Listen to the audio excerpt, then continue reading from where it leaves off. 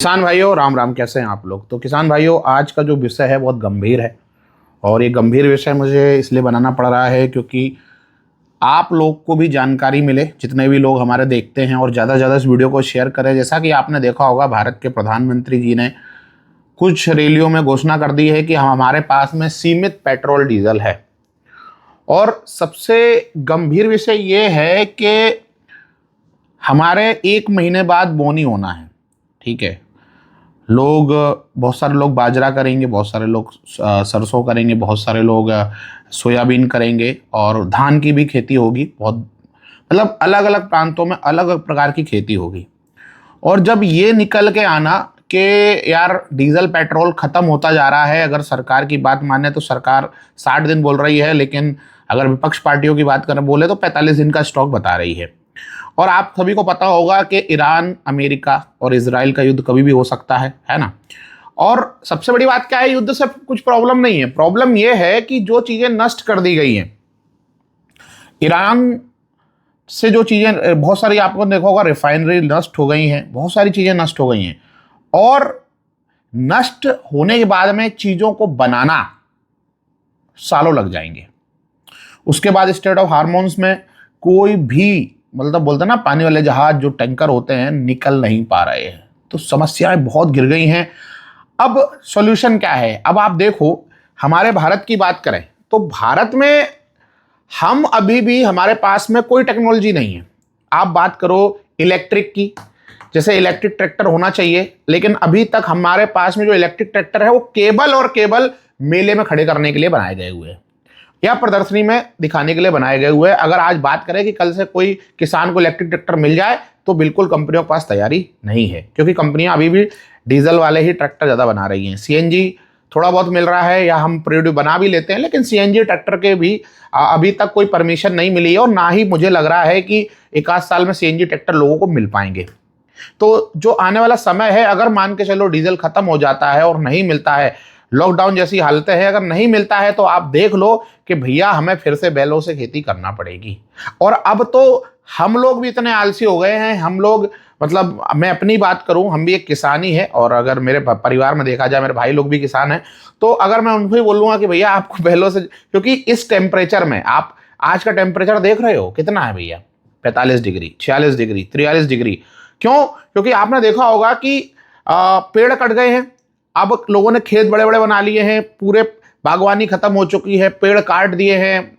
मैं एक दिन अभी फ्लाइट से जा रहा था दिल्ली, तो मैंने नीचे नज़ारा देखा, मैंने देखा यार खेत तो दिखते हैं लेकिन पेड़ नहीं दिखते हैं। क्यों? क्योंकि हमने पेड़ काट काट के खेत बना लिए।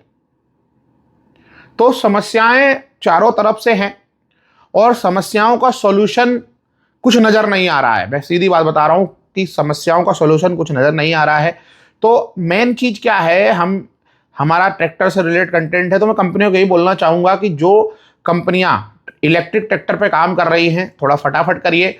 हो सकता है आने वाले समय में 2-3 महीने में इलेक्ट्रिक ट्रैक्टर की आवश्यकता पड़ने लगे, क्योंकि सही में भी समस्या की, बोलते ना, आज अगर भारत की बात करें तो भारत में अभी, जैसा कि मोदी जी ने बोला, तो उसके बाद उनके मंत्री लोग बहुत सारे बोलते ना सफ़र कर रहे हैं, मेट्रो से जा रहे हैं, ई रिक्शा से जा रहे हैं, इलेक्ट्रिक चीज़ों का उपयोग कर रहे हैं। मैंने इवन ये भी देखा है कि बहुत सारे डॉक्टरों ने इलेक्ट्रिक कारें खरीद ली है, इलेक्ट्रिक कारों का लोग चला रहे हैं। लेकिन खेती में क्या होगा? खेती में इलेक्ट्रिक ट्रैक्टर ही नहीं है।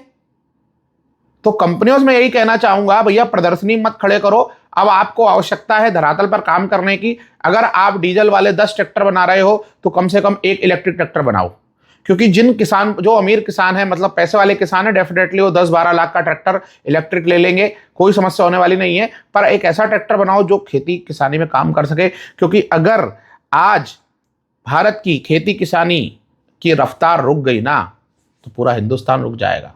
क्योंकि हमारी इकोनॉमी जो है वो खेती किसानी से है। हमारी जो इकोनॉमी है किसान ही चलाते हैं। हमारा जो देश है कृषि प्रधान देश है।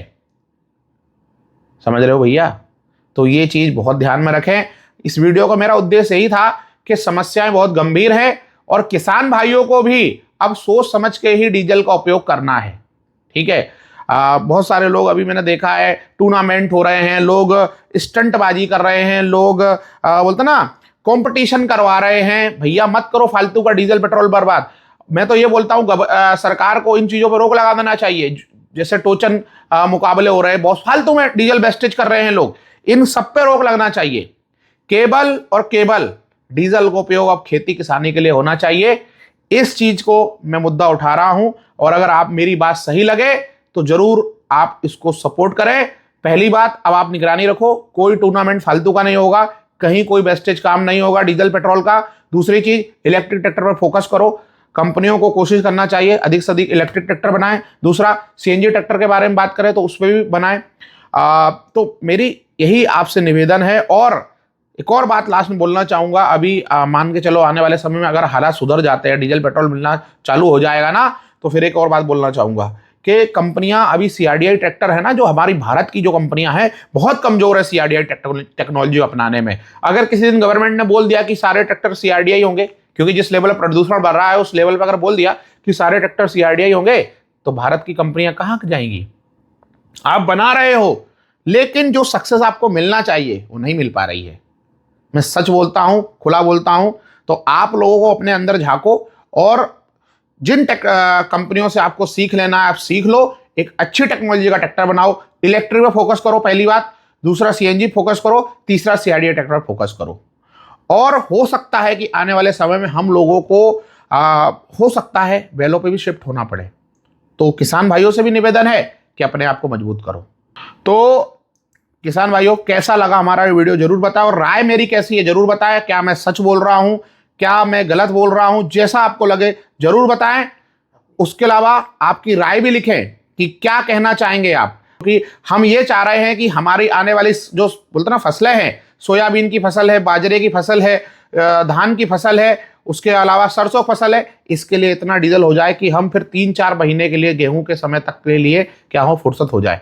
तो आपसे निवेदन है कम से कम डीजल का उपयोग करिए, और राय आप जरूर हमें दीजिए, अपनी राय जरूर दीजिए कि आपका क्या कहना है। धन्यवाद।